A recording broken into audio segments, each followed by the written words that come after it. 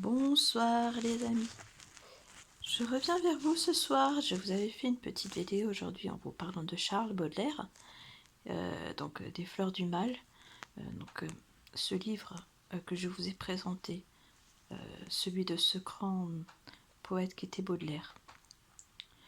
Donc pourquoi je vous présente le Spleen de Paris? C'est de Baudelaire. Donc le Spleen de Paris, il faut savoir que Charles Baudelaire était parisien. Il est né à Paris et il est mort à Paris. En 1800, je vous dis pas de bêtises, 67, vous revérifierez. Et il est enterré au cimetière de Montmartre. Voilà, à Paris. Et donc il aimait beaucoup cette ville et il en a fait un livre, voyez. Et donc il a fait quelques livres. Il y a beaucoup de poèmes, hein. Je ne fais que c'est que des poèmes. Il a une vie très très torturée. Donc, je suis très fan de Charles Baudelaire. Ses textes peuvent paraissaient à l'époque un peu bizarres, mais c'était l'époque. Aujourd'hui, on voit des choses bien différentes qui n'ont pas cette qualité. Donc, j'ai décidé ce soir de vous prendre un poème de Charles Baudelaire. Pas évident avec la caméra. Donc, je vais vous lire Le Fou et la Vénus. Je ne peux pas le mettre en entier parce que il faut que j'arrive à lire la position que j'ai prise. C'est un petit peu compliqué avec une seule main.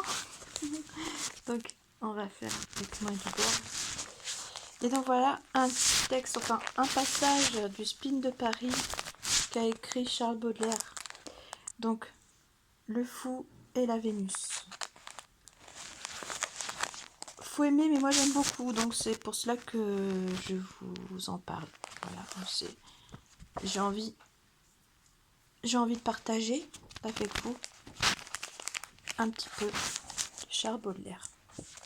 Donc, Le Fou et la Vénus. Quelle admirable journée! Le vaste parc se pâme sous l'œil brûlant du soleil, comme la jeunesse sous la domination de l'amour.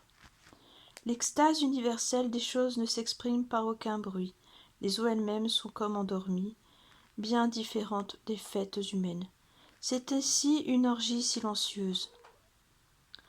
On dirait qu'une lumière toujours croissante fait de plus en plus étinceler les objets, que les fleurs excitées brûlent du désir de rivaliser avec l'azur, que des fleurs excitées brûlent du désir de rivaliser avec l'azur du ciel par l'énergie de leurs couleurs, et que la chaleur, rendant visibles les parfums, les fait monter vers l'astre comme des fumées. Et là, c'est pas vraiment... Là, c'est de la prose, hein. Il a fait, par exemple, dans Les Fleurs du Mal, c'est plus poésie, un peu ce que j'en vois un peu plus dans les règles de la poésie. Là, c'est plus de la prose. J'aime beaucoup d'ailleurs. Donc où j'en étais?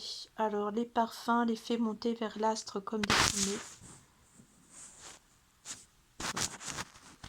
Cependant, dans cette jouissance universelle, j'ai aperçu un être affligé. Au pied d'une colossale Vénus, un de ces fous artificiels, un de ces bouffons volontaires, chargés de faire rire, d'un costume éclatant et ridicule, coiffé de cornes et de sonnettes, tout ramassé contre le piédestal, lève des yeux pleins de larmes vers l'immortelle déesse. Voilà. C'est plein de textes comme ça. Voilà, c'est de la prose. Baudelaire a écrit aussi Les Illuminations. C'est aussi un petit peu différent. Je vous en ferai part par la suite. Déjà, vous voyez, c'est un aperçu de ce qu'est Charles Baudelaire, qui pour moi est vraiment, comme je le disais, une emblématique plutôt, comment dire, c'était un très très grand auteur. Malheureusement, on n'a pas eu de son vivant la reconnaissance qu'il a aujourd'hui, mais Baudelaire est intemporel, pardon. Et vous voyez, beaucoup de gens l'aiment beaucoup, j'en fais partie. Voilà. Ce soir donc, c'était le spleen de Paris. Voilà. Ce matin, non cet après-midi, parce que je n'ai plus trop la notion du temps en ce moment.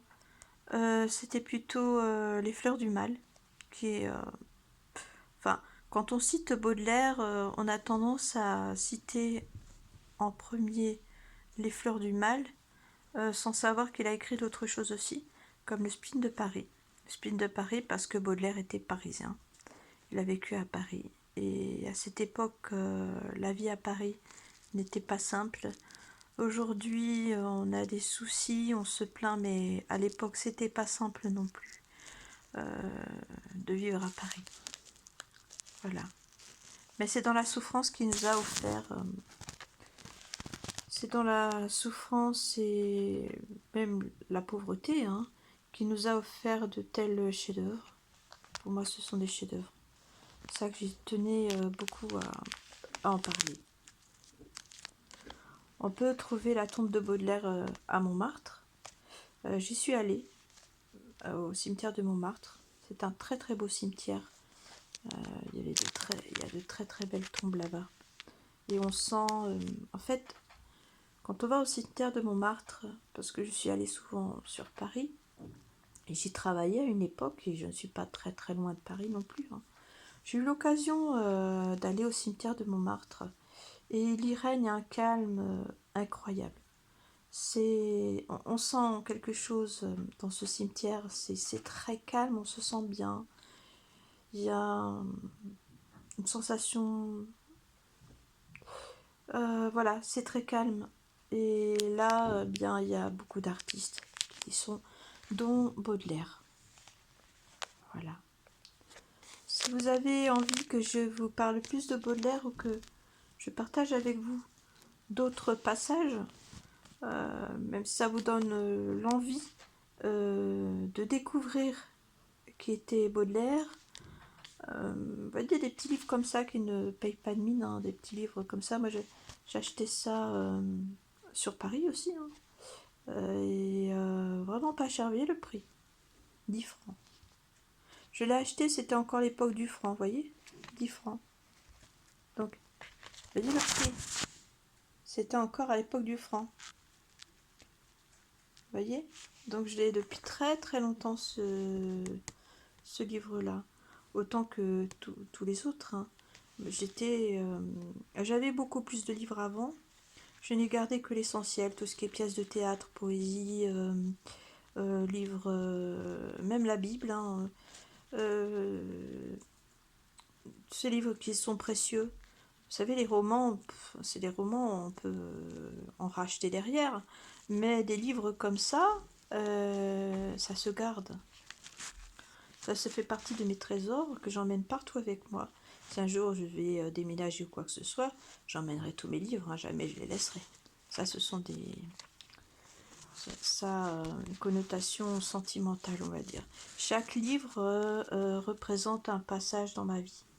Quand il y avait quelque chose d'important ou de triste ou de joyeux, j'achetais un livre. Voilà, c'est ce que je faisais. Vous voyez, je partage avec vous quelque chose de très très personnel. Voilà, que vous compreniez un peu quel est mon univers. Il y a entre autres le théâtre, les livres, la musique aussi. Vous voyez, j'aime bien chanter, ça aussi j'aime beaucoup chanter. Et vous voyez, c'est rare que je parle de moi avec enfin, de dévoiler autant de choses de moi, voilà. Ce sont des choses que généralement je garde pour moi, comme de montrer ce que j'écris, ce que je dessine. C'est des choses très très personnelles. Et je vous le fais partager. Voilà. Et dans tous les cas, vu qu'on est la nuit, je vous souhaite une belle nuit. Pour ceux qui doivent se lever le lendemain, demain matin, pour travailler bien, bon courage. Portez-vous tous bien. Prenez soin de vous. Sachez que des choses simples comme ça, voyez, lire un livre, ça apporte beaucoup. Ça permet de s'évader un peu.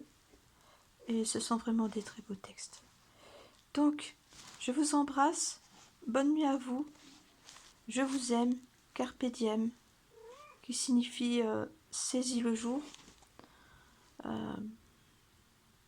Le jour, la moelle secrète de la vie, le jour présent. Saisir le jour présent. Carpe diem. Bonne nuit. Bisous.